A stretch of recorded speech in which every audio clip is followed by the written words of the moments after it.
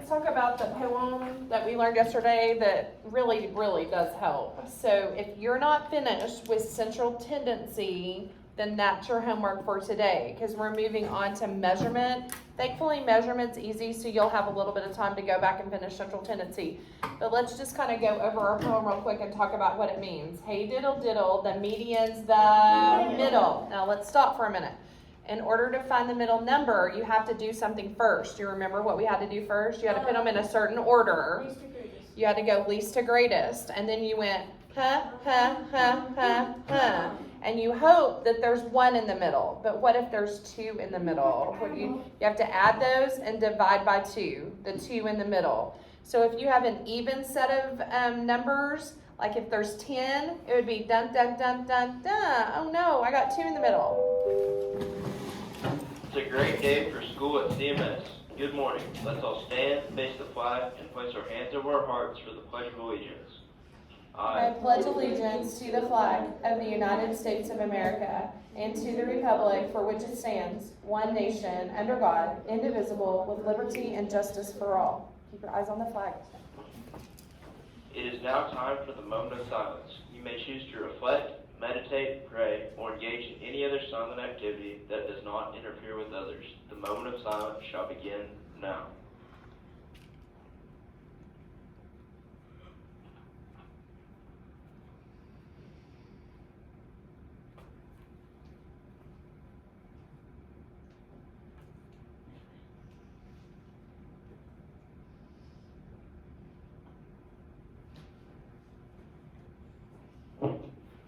In the cafeteria today, we will be having beef soft taco, refried beans, chips, and salsa, fruit and milk.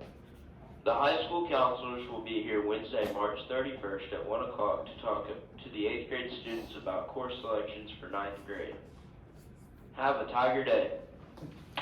Okay, so let's go back to what I was saying. Like if there's an even amount of numbers, you're going to end up with 2 in the middle. So if you end up with 2 in the middle, you're going to have to add those together, and you're going to have to divide by 2, and that'll be your answer. But if you get lucky and there's an odd amount of numbers, Kiara, sit up. There's an odd amount of numbers, and you're going to go dun, dun, dun, dun, and there's just going to be 1 in the middle, and you're going to get really lucky if there's an odd amount of numbers. Okay, so hey diddle diddle, the median's the middle. You add and divide for the mean. Say that. You add and divide for the mean. So if I add them all up, how do I know what to divide by? The numbers that there. However many numbers I have. So if I have 10 numbers, then I divide by 10. If I have 6 numbers, I divide by 6. You add and divide for the mean. Say that. You add and divide for the mean. Keep going. The mode is the one what? Who appears the most. Say it. The mode is the one who appears the most. What does that mean?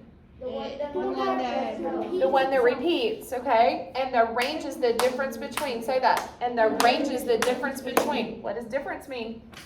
Subtract. What am I subtracting? The biggest number. The biggest number minus the smallest number. That's going to get you the range. Okay. So I wrote up here a list of all the blue ribbons you should have, and today's blue ribbon is measurement. Actually, I think it says measuring length. So here's what you're going to do. You are going to, first I got to find it. Am I looking right at, here it is. Measure length. Yesterday I didn't even get lucky. Do what? Yesterday I didn't get lucky. You didn't get lucky yesterday? Well, maybe today's a better day. Okay, so here's what you're going to do. It says, which of the following is the best tool to measure the width of a living room? Well, the width would be like from wall to wall, okay? So you have 3 choices. You have a ruler, which is letter B. Would you want to measure all the way from one wall to another with this little ruler? Obviously, a ruler is going to be for measuring smaller things. Don't you agree? Yes. Okay. Then a meter stick is like this. Sometimes these are called yardsticks, meter sticks. They're about the same length. So it's bigger than a ruler. But would you want to measure from one wall all the way to another with one of these? That would be a lot of measuring, wouldn't it? Or you could use a measuring tape. Now this one might look a little bit different than the ones that your daddies have. The one my husband is big and silver, and it sits right here on the side of his pants. And he has to have the measuring tape. Like anytime we have any kind of project to do, even if it's little, like putting up a shower curtain or something, my husband has to put a pencil behind his ear, and he has to put this on his belt loop because he has to look the part, okay? It's like the dad thing. He has to, yeah. And it's not just any pencil. It's like a construction type pencil. I don't know if y'all have ever seen those, but they're a little bit bigger. He has, oh, I forgot this, and he has to wear this big belt, this tool belt thing. I'm like, James, we're putting up a shower curtain. He's like, I don't care. I have to have this on. So are y'all's daddies like that, or is it just my husband? No? Okay. Well, this is a tape measure. So the difference in this and the one that James has, his is thicker, okay? Like the thing that comes out is thicker, but watch how far I could measure with this. So what I could do is I could lay this over there on that wall, and I could have Xander hold on to it, and I could go all the way across to that wall, and this would measure far, wouldn't it? And somehow inside here, this is all wrapped up in here together, okay? So obviously, and then this is kind of different. My husband's, you just push this little button, and it goes, and it like sucks it all back up in there. This is a little bit different. I've got like a turner thing, and I have to turn it to get it back in there. Pretty cool though, huh? Okay, so this is a measuring tape. Y'all have seen one of these, right? Okay, so the width of the living room. Do y'all raise your hand if you think it's a little bitty ruler? I tricked y'all. Y'all thought I was going to say letter A. Raise your hand if you think it's a long measuring tape. There you go. So letter A. Well, hold on. Which of the following is best to measure the length of a, what does this say? Swimming pool. Is the swimming pool pretty big? We're not talking about the little kiddie pool that our little baby sister sits in. We're talking about the length of a swimming pool, like at the park. Okay, so that would obviously be a measuring tape, obviously. Use the ruler in the toolbar to find the length of the caterpillar to the nearest 1/16 of an inch. So what you're gonna do, just like when we got the protractors down, you're gonna go up here to the toolbar. And you're gonna come over here and you're gonna find the ruler. And you're gonna click right there and ta-da! It appeared. Now, let's talk about this ruler, okay? The top of the ruler right here, do you see says cm? What do you think cm stands for? Centimeters. And the bottom down here says in. What do you think in stands for? Inches. So does this say measure the length of the caterpillar to the nearest centimeter? No. So you better not be on the top side where the centimeter is. You better be on the bottom side where the inches are, okay? Now, let's talk about this. Basically, all a ruler is a number line. And this is what they've done. This is all a ruler is. They start on 0 and they go to 1 inch. And after it gets to 1 inch, then it's going to go to 2 inches, 3 inches, 4 inches. So it's got a halfway mark about right here. So here's what a ruler is chopped up on. It's chopped up on 1/16.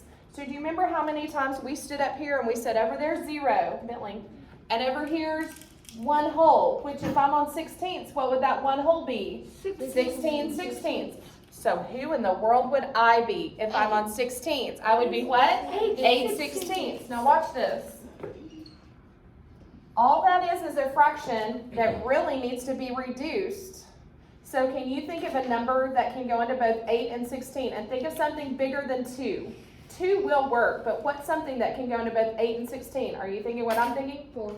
Okay, 4 would work. I can think of something even bigger. What are you thinking?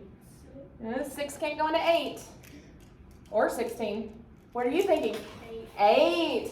How many times can 8 dive into 8? 1. How many times can 8 dive into 16? 2. So see where we get 1/2? All it is just a fraction reduced, okay? So the very first line would be, if I'm on 16ths, what would the very first line be? 1/16. Keep going. 2/16. 3/16. 4/16. Now let's stop right there.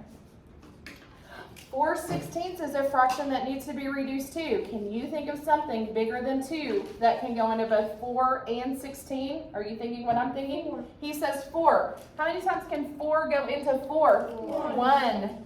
How many times can 4 go into 16? 4. So really, that line right there if you were my husband and you had your measuring tape on, he would never call that line 4/16.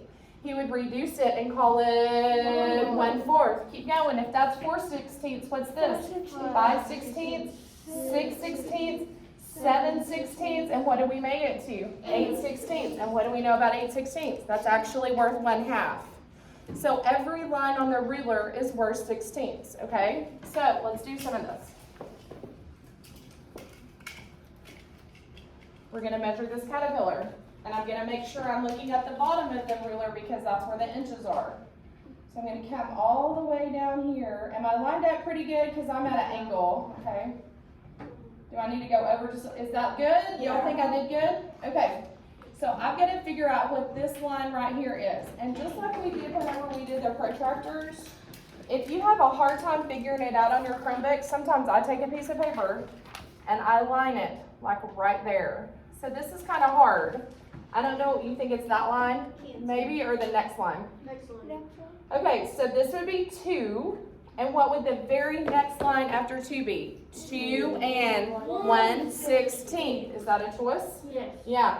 Uh-oh. Woo. But 2 and 2/16 is a choice too. So we've got to decide. I don't know. Let me get my ruler over here. Let me make sure it's good and lined up. Okay, I don't know if I'm on the end very good. Okay, does that look like really good on the end right there? Yeah. Okay, I think so too. Okay, so I think it's made it to that first line. Yeah. Do y'all, I don't know, what do y'all think? Yeah. The first line, and the first line would be 2 and 1/16. Okay, I'm gonna be honest. Look at letter C right here.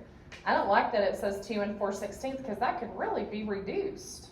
What would 4/16 actually be? How many times can 4 go into 4? 1. How many times can 4 go into 16? 4. So really, that's 2 and 1/4. And 2 and 2/16, aren't those both even? So can't 2 go into both of those? So how many times can 2 go into 2? 1. How many times can 2 go into 16? 8. So really, letter D is 2 and 1/8.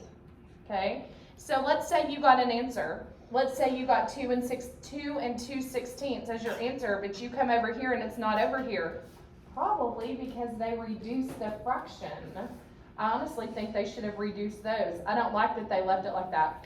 Okay, cross your fingers and your eyes and your toes. I hope we're making the right choice. Oh, it was that. See, that's kind of hard, isn't it? Okay, let's keep going.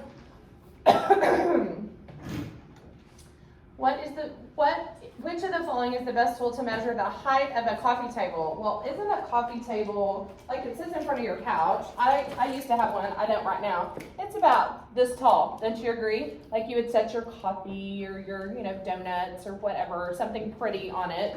So do you think you would measure the height of a coffee table with this? Yeah. I think this is too short. What do you think about this? Yeah. I think this is too long. Yeah.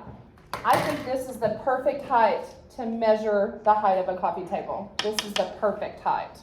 So that would be letter A. Meter stick, yardstick, they're about the same thing. Ta-da-da. Use the ruler and the toolbar to find the length of a slice of bacon. Oh, this is so cool. It's making me hungry too. Who loves bacon as much as me? I love it. Okay. Okay, what does it say? Does it say centimeter right here? No, it says inch. So we gotta pull this down. Oh my gosh, I hope we do better. Let me get back here at the back. I can line it up.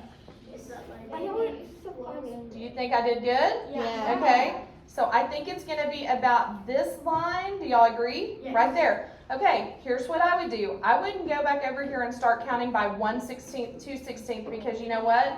It's made it to the halfway mark. And what do we know the halfway mark on 16ths is? 8/16. So what would this next line be? 9/16. Keep going. 10/16. What would this be? 11/16. Is there? And look, it's past 5 inches, so that would be 5 and 11/16. Oh gosh, I hope we got it right. Cross your fingers and your eyes and your toes. Yes. Okay, last one I'm gonna do.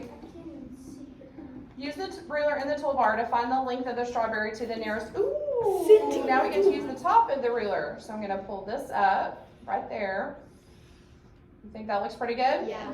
Okay, so here's what it is. It's past 5, but they're just saying, is it 5 or is it 6?